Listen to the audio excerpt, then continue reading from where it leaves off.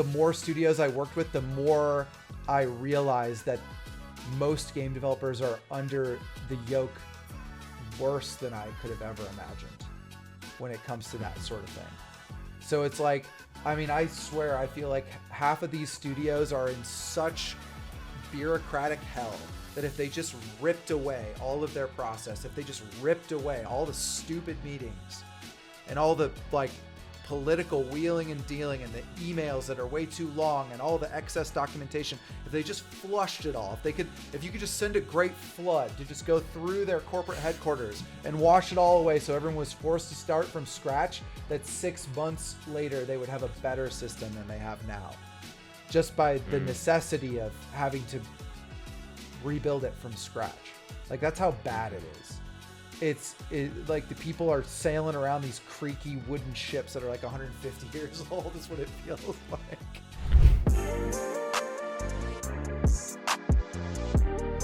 If you've been listening to the podcast for a while, you've probably noticed that Aaron Smith, my longtime partner in crime for the Building Better Games podcast, has not been co-hosting with me for a few months.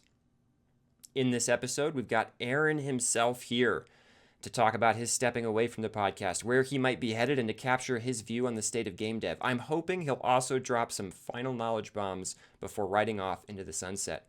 Aaron, it is good to be recording with you again. Can you kick us off with a TLDR on where you're at and where you're headed? I have many feelings, and they are mixed about the industry right now, about sort of corporate work versus entrepreneurship, and also about, like, I think where I want to be and what I want to do next. You know, we've talked about this many times, but like the pandemic really threw a wrench in the tires from the standpoint of like how things turned out to be versus how I expected them to be over the last 5 years. And I don't think I ever really took a step back to like reassess my place in the world as a professional during that time. You know, a couple practical examples of that are, you know, not living in California anymore, the industry being fully remote. Like, even if you wanted to work, if you were one of those bizarre people that wanted to work in the office, you would be hard pressed to find an office job. Like, they're not as common. I would say there's even markedly less common in games than they are in the rest of corporate America. So like there's just a lot there that I'm just kind of like thinking about and going, what's important? What do I want to do? How do I want to live? And so, yeah, that's all in the mix there. So yeah, the big answer is I'm not sure, but I'm figuring that out. And it helps, I think, for me to like step back and clear my head a little bit to understand what's important. So you alluded to this a little bit already, but I wanted to get your thoughts. And unfortunately, we only have the time we have in the podcast, and this could probably go for much longer. What are your views on the game industry today? I mean, some of this stuff you're probably continuing to speak about as you do your day-to-day work. And like none of this you're going to be a stranger to, because we've spoken at length about it over the last couple of years. I mean, the way I feel about games long term is like unbelievably bullish and unbelievably excited. I feel like we're in a really rough spot though right now, where we're having a bit of an identity crisis, and and I think that this goes beyond just the obvious surface level things like 40,000 and counting layoffs already again this year. I think we're on pace to over double at least what we had last year. And last year was supposed to be the last really bad year, right? Like I don't think anybody was surprised that. I mean, I actually read a couple articles that said that 2024 would still probably be pretty rough. Yeah. But I think it has once again shocked people how rough it's been. You know, so there's that. There's the obvious just mechanical issues with trying to stay gainfully employed and have a stable career and run a stable game studio. and ship a product that makes money at the most like fundamental level. But to me, even though that stuff is really painful right now, I view it as temporary. There are bigger trends that concern me more. One of them is that I feel, we've talked about this, I feel like the big studio model of game development is heading towards like an imminent implosion right now. Yeah. And I think, again, the layoffs and all this stuff have been almost distracting in the sense of like those other tectonic shifts that are going on right now. Like I think we're like for the first time observably seeing big prestigious game studios show major cracks in the frames of their organizations. So we could talk about that more, which I find that really concerning, because now we're not just talking about sort of like an economic, like it's inflation and it's, it's a recession, and we're talking about that stuff. And we're talking about the fact that the companies that employ the most people, their models are actually failing in certain key areas, which is going to lead to more people losing their jobs. So there's a concern that I have there. And then there's another set of cultural and attitudinal concerns. One of them is I am actually continuously shocked at how little I see senior leaders in our industry changing their behavior in the face of these critical issues. And in fact, what I feel like I'm seeing, even as like the herd is being culled by the literal thousands, and like people are losing their jobs and people are getting reallocated, and we're downsizing and we're cutting scope on products, like somehow senior executives in this industry still feel like they're just riding high and mighty off like really high salaries, cushy job positions.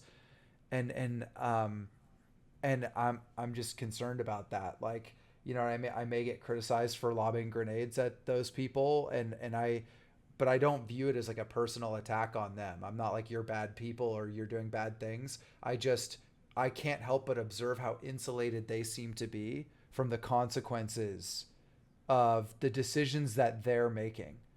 And I feel like I see time and time again a lack of accountability from those people, and the people that hold them accountable, which is really a shame. And then the second attitudinal thing, to wrap up this long-winded answer, is I have never in my life observed a group of product makers that have such a frictionful, angry, unproductive relationship with their customers. Like from my perspective, I think it's almost cool in some circles and hip in some circles amongst game developers to disparage the people who play your games, and to look down on them, and to have a condescending attitude towards them, and to view them as degenerate culturally in some way. And that actually hurts me, I think, like as a person, as a gamer, as a player. I think I feel actually wounded by that, because I've never been able to really separate me as the game developer from me as the gamer. Like I've never been able to separate myself in that way, the way a lot of leaders in our industry can. And when I hear game developers saying mean things about players or saying unfair things about players, I feel like they're talking about me. And I also, I think, feel like I have a philosophical difference from those leaders, in the sense that I feel that I believe that it is our responsibility as game developers to create a very wide berth for our customers. Like, even if they are being shitty, like it's our job to meet them more than halfway. Like that's the natural responsibility that comes with somebody paying your paycheck. Like I feel like we've almost forgotten that what we offer is a service, and that a lifetime commitment to develop games is comes hand in hand with a lifetime commitment to service of gamers. And I don't feel that most game developers or a lot of game developers feel that way anymore. Mm-hmm. And that really makes me sad. And that is very, very worrisome to me, because I think it reflects in the products that we make now, actually, like how disconnected we are in our relationships with our customers. Mm-hmm. And yeah, so those are the big three things. It's sort of the relationship with players, the accountability and attitude of leadership, and then the sort of the invariable change in the structure of our organizations and the way we make games and the viability of our existing business models, and struggling to deal with that, struggling to cope with that.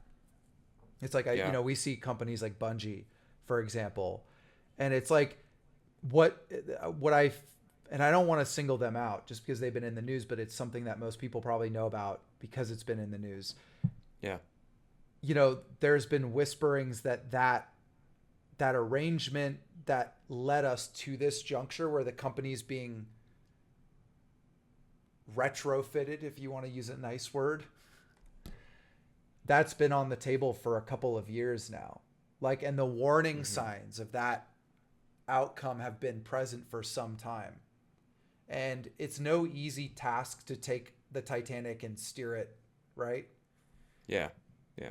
But it's like it feels like another example of where we were on that trajectory headed straight for the iceberg years out from the collision and still not able to make the changes.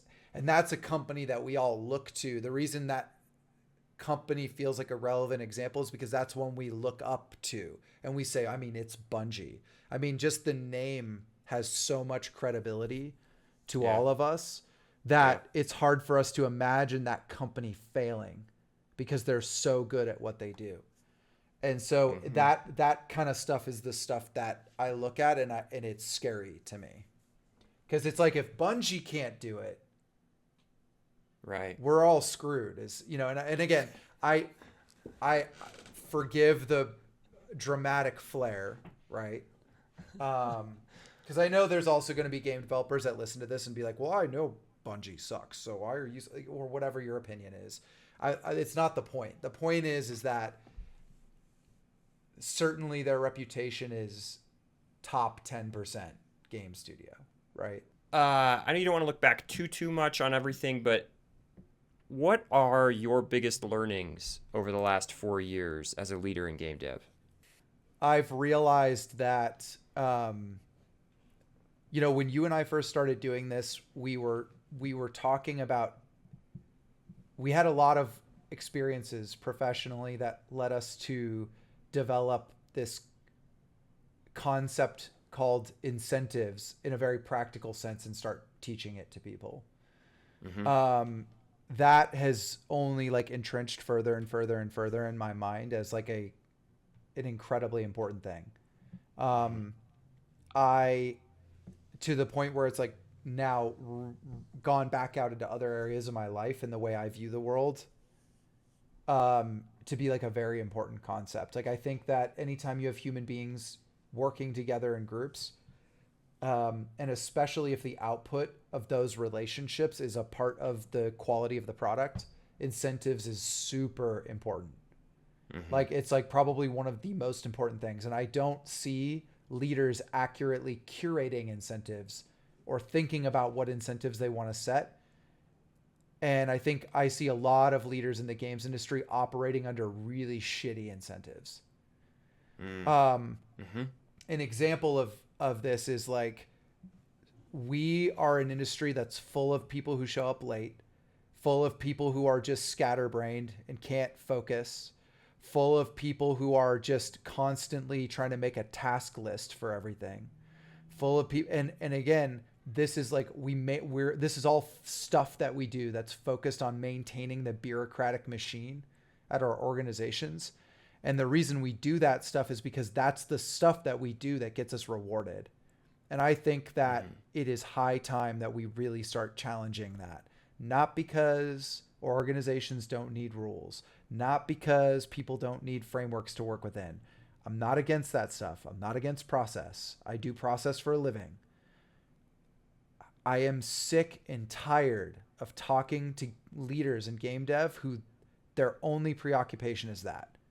Like they're so separated from anything meaningful when it comes to product development or servicing the customers or developing a meaningful strategy for their people or being plugged into the attitudes of the people on the ground doing the work or what their struggles are or what their blockers are or like the last time they actually employed a solution, actually made a change on their team that made a material difference in the reality that the workers were working in. None of that. It's all just hot air and nonsense 90% of the time.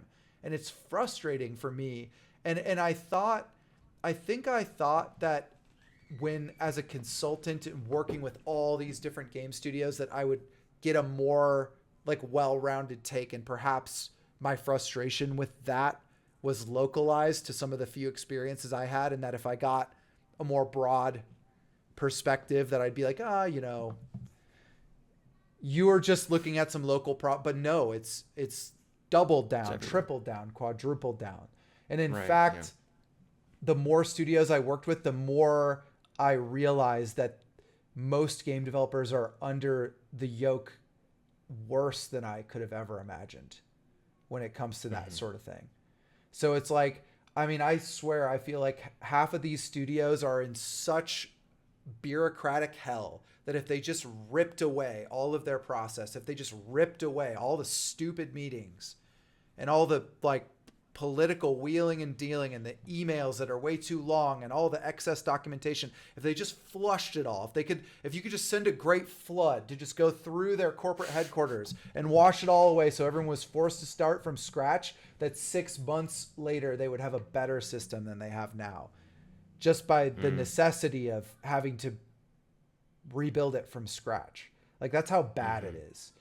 It's like the people are sailing around these creaky wooden ships that are like 150 years old is what it feels like. And everybody hates it too. Like nobody's excited about it. Nobody's like, this is really great. Like, so I see that, and that was something for me that was a wake up call. It was like, wow, okay, industry wide, we have some serious challenges we need to deal with and work with. And I think we don't have the training or the skills to really get ourselves out of that situation. And by the way, that's not unique to games. That's how corporate America is in general. Like, I think again, the rest of corporate America is lucky enough that their entire industry doesn't have a secular change every 3 years like ours does. Yeah. So they don't get the pain of that. Legacy model doesn't affect them as much, right? Like if you're in banking, it's like you've been doing the same shit for 50 years. It's like, has it changed that much, you know? But in games, it's like there's 4 college students like somewhere in a basement that are waiting to steal your lunch, you know? It's like, yeah. I just also see that games sit in that space of we compete for your time as an entertainment medium. Like we're distraction or we're story or we're something like that. And it is so complex and has so many different disciplines. Like the gap between, app development and, making a game, it's huge. It's huge. I'm not saying app development is easy, but I'm just saying like making games is insanely difficult.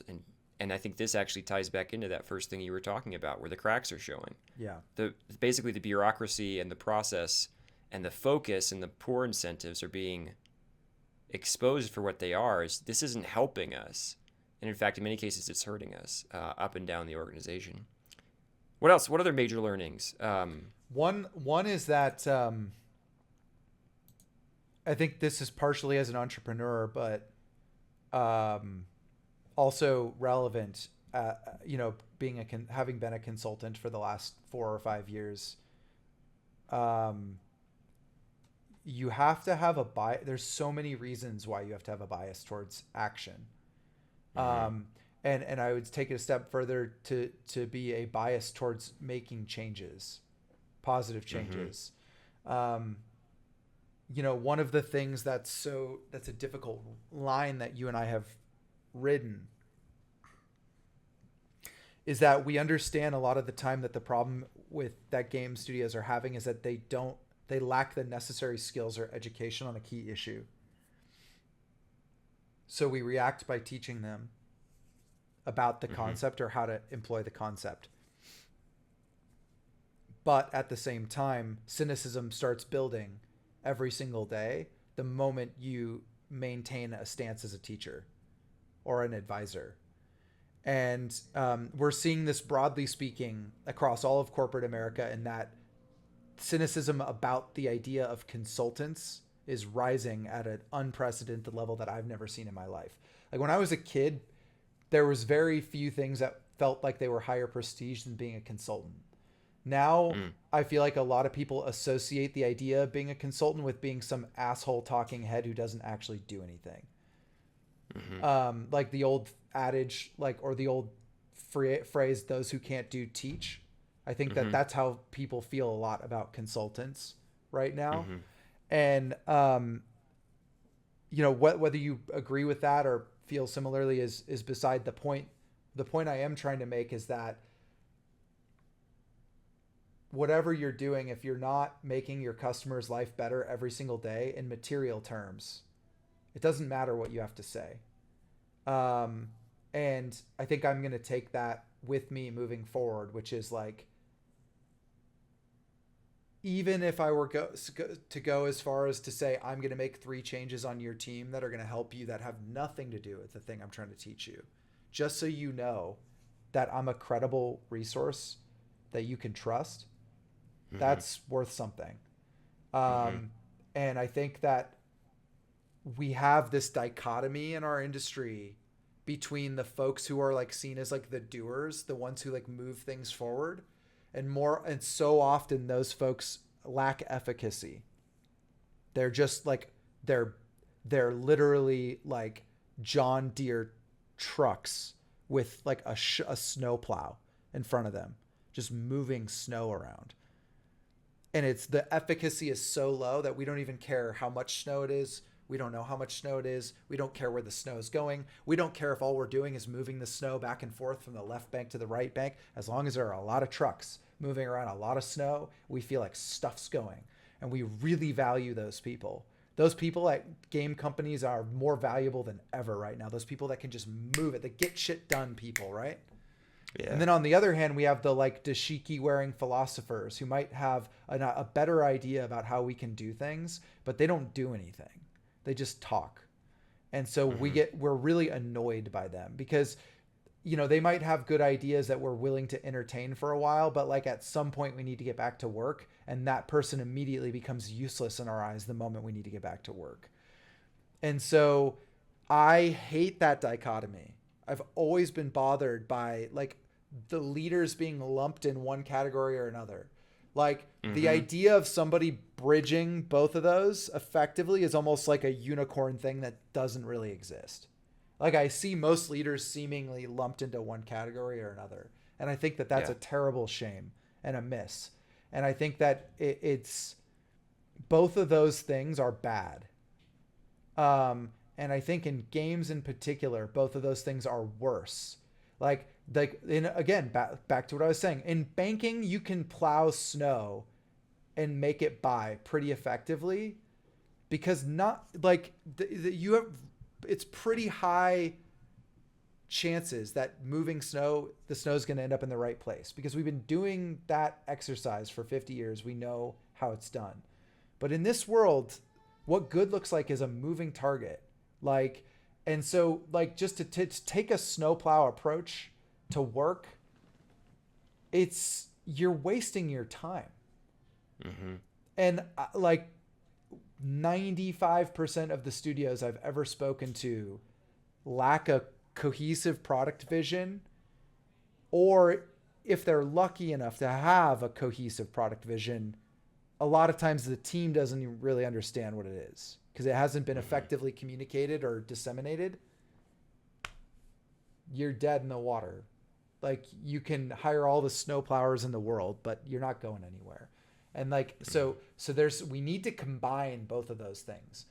We need leaders that have like the creativity and the ingenuity and the forward thinking capability to dance with the chaos and the moving target nature of our industry as well, that can bounce between like what's the next thing, what's the right thing, like that I can discern what a good solution is from a bad solution, and then the second I reach my decision, I try it, and then I go back and I discern again, and then I try it, and then I go back again and again, and I discern and I try, I discern and then I try, like, and not to get stuck in one stance, either stance, for too long, because until we can breed more of those leaders, we'll never be able to like gracefully tackle the challenges in our industry. I just don't see it happening. Like I think the snowplow folks want some kind of, they want this to be some programmatic solution. Like put these five inputs into these five variables and out comes good game. And I'm like, you're never going to get that ever. And then the philosophy folks are like, you know, and I worry that maybe you and I fall into this trap sometimes, where it's just like, if everybody just did these things and obviously these ideas are better. And it's like, okay, great. It's like, is that a workable solution? I think it is, but it's like, I feel the frustration from the snowplow folks about that. Yeah. Could you just point me to some snow, please? What's giving you hope right now about the industry?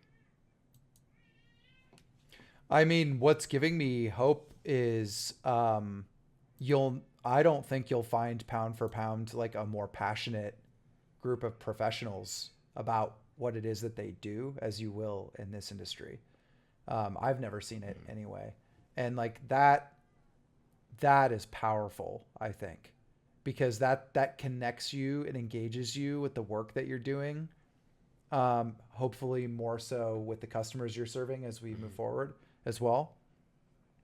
But I feel like, we talked to Josiah about the myth of the dream job and how I think that can create a lot of disappointment for a lot of developers who come into this hoping it's a dream job. But like the fact of the matter is that if people keep flooding in with that hope of it being a dream job, they will make more dream jobs. That's what they will do. And if they can't find it at a studio, they'll go start their own. So that's very inspiring to me. Another thing is like the tools, technology, and methods that we use are only going to become more accessible at a rate that is incredibly fast, I think, compared to just about any other industry, to the point where it's like we're not too far off from you and one of your esteemed colleagues being able to just make a game on your own. Like, I mean, we're not even too far off from a world where like you might even be able to like equip yourself as a non-technical person with the tools necessary to start building out the tech stack or building the code or, generating the art or whatever. And like, I know that a lot of that stuff is scary for people with AI and I don't blame them, but the trend is that accessibility is going up way, way, way up very quickly. Right. And so that's very exciting, because now admittedly that's more exciting for me as a gamer than as a game developer. But that's the excitement we need to tap into more. Like, I think too many of us have forgotten what this is about. This is about making great games and making players really happy. And I think if developers feel disconnected from that, then I think they need to go play more games. I love it. That's great. All right. So let's go on to major lessons you hope leaders in game dev will take away from the work you've done, the stuff you've put out there, or we've put out there in the last 4 years. Like what are the big things? I mean, there's so many of them. It's hard to focus on even a couple, but I'll just, again, incentives and how to build them is one. managing effectively up and down with principle for leaders is really important because, okay, cool. You feel like you're a director or you're a senior product person or operations person or whatever. Like you can actually sit down with your manager and reshape your incentives in a better way. Like that's a conversation you could have. Mm-hmm. Like stop letting fear drive you and your decision making. Stop being a victim of the system. Sit down with your like you might be surprised how receptive they are to reshape those incentives if you have the skills to drive those conversations. And that's so much of what the work we've been doing over the last couple of years is teaching people how to drive those conversations effectively, right? It sounds like a philosophical thing, but it's not. You're going to work tomorrow. Yet at some point you're going to sit down and have a conversation with your boss. You might have frustrations about the way things are working or all the meetings you have to go to or all the documents he keeps asking for. So sit down and have the conversation. Say no. Like, I'm not going to do this. I'm going to take a step back. I'm going to rethink what I should be focusing on, and then I'm going to pitch that to my boss. Mm-hmm. The worst thing they can say is no. So do it. Like, what are you waiting for? Like, that's the stuff I want leaders to focus on. Stop just accepting the system as it is. You're not a politician. You're not a bureaucrat. You're not in Congress. Like, we're in one of the most innovative fields in the world. We need to start acting like it. So those are the things, like reshape your reality. That's what leaders do, is they reshape their reality and the reality for others. Any other things I would like them to focus on? Again, one is like really focusing on value adding activities versus non-value adding activities. Mm-hmm. I see way too much time spent on non-value adding activities.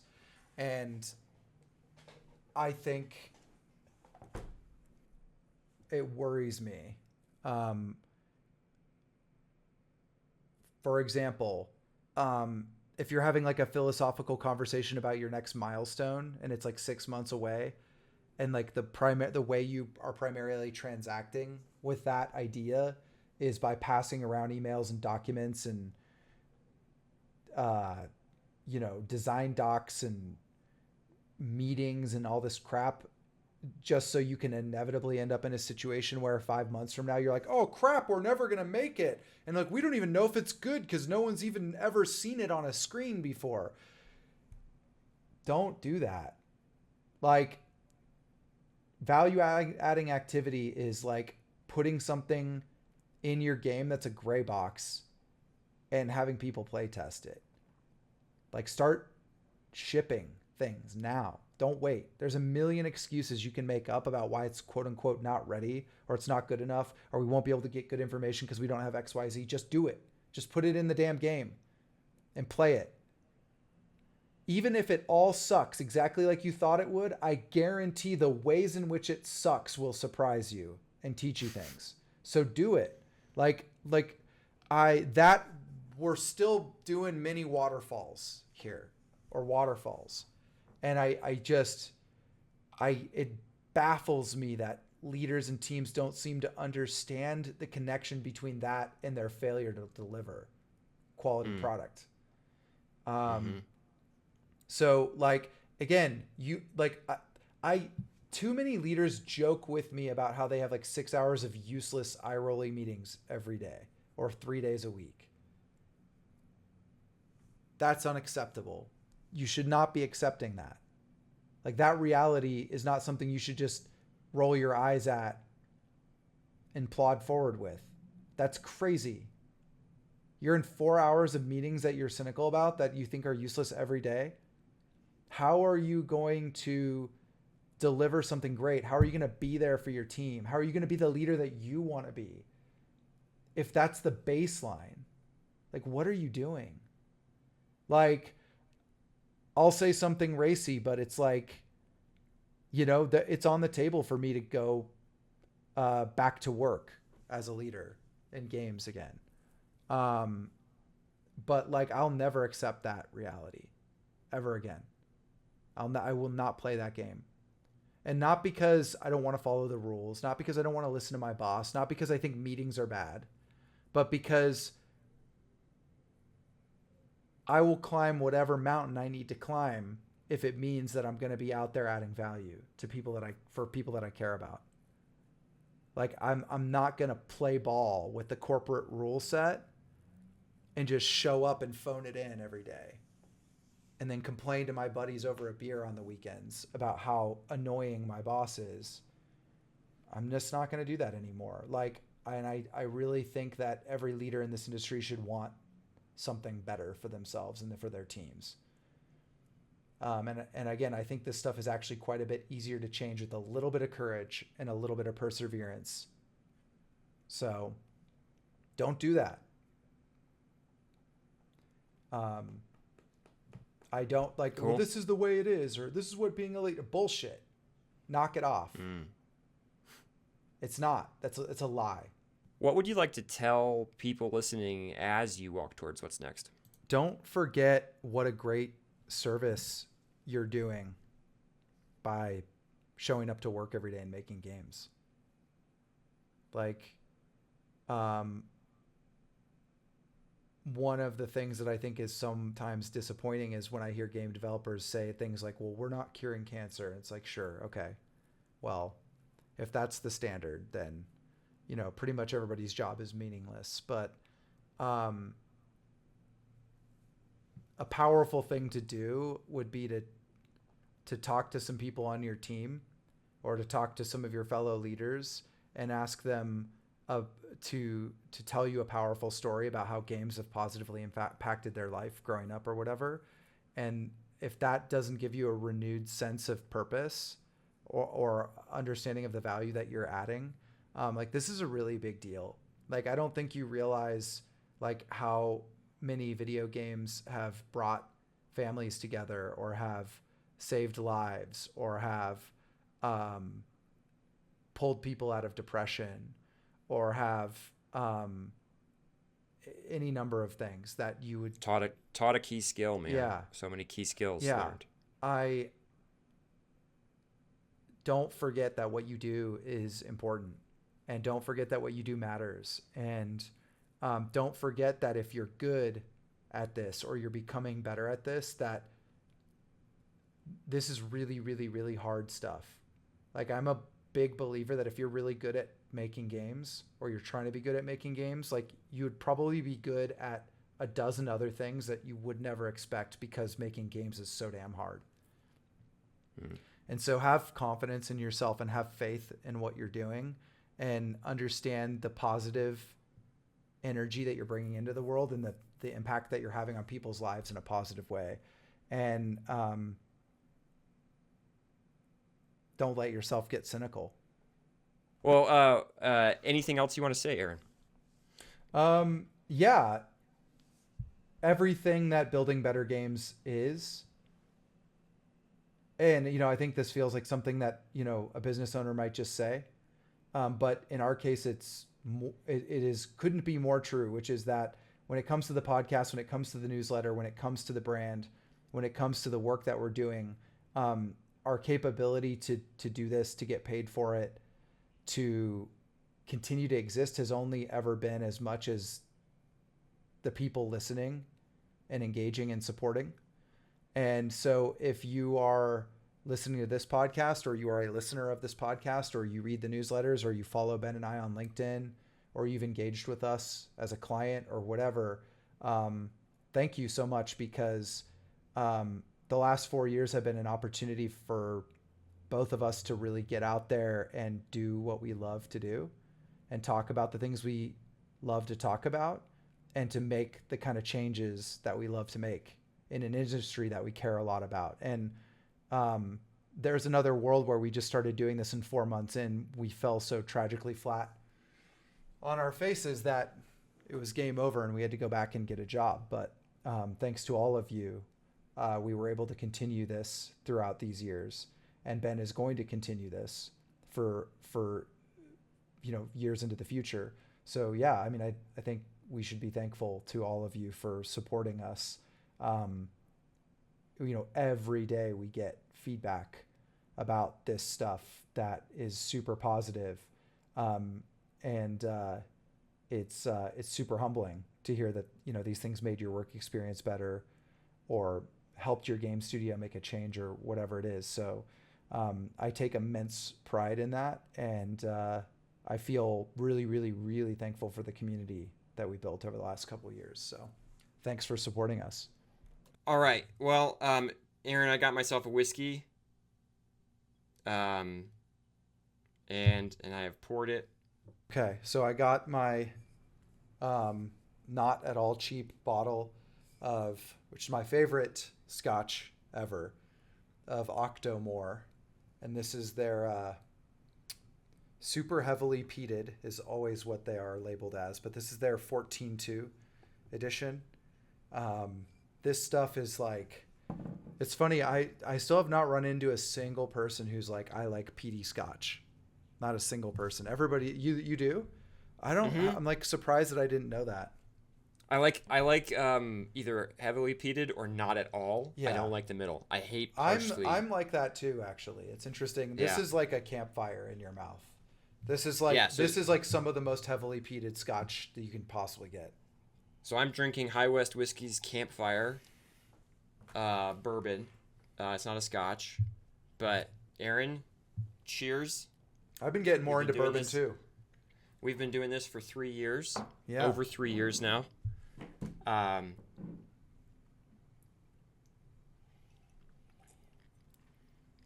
It has been a pleasure hosting a podcast with you over that time. I miss you. I miss your questions. And the comments, the insight, the speed with which you're able to keep up with guests and things like that. That I was not alone there deep in my own thoughts when they stopped talking and I was like, crap, I don't know what to say. It'll be different without you. It will not be the same. We will not have that insight. I will miss it. Our listeners will miss it. And it was a pleasure doing the podcast. Thank you. It was. Thank you for doing it over the last several years. Thank you for doing it with me. It was a pleasure. I'm going to miss it a lot. It's probably one of the things I'm most proud of that I've ever done in my career. So yep. Likewise. Whew. And peated. Yeah. So cheers with that. We'll close up the podcast. Thank you all for listening. We will see you, or I will see you next time. And Aaron's out there. We'll make sure to put his contact and his LinkedIn and stuff in the show notes if you want to reach out and let him know something he's done that's impacted you, or just reach out to ask him a question or say hi or whatever. He's available. Yep. Thanks. I have nothing else Thanks that's so not much. available these days. So. All right. Thank you all. Bye-bye. Cheers. Did you enjoy this episode? If you did and are looking for more conversations like this one, join the Building Better Games Discord community. It's for leaders and producers in game dev who are frustrated with solving the wrong problems and who want to share experiences and learn how to lead and build better games. Check out the show notes to join. I'll see you there.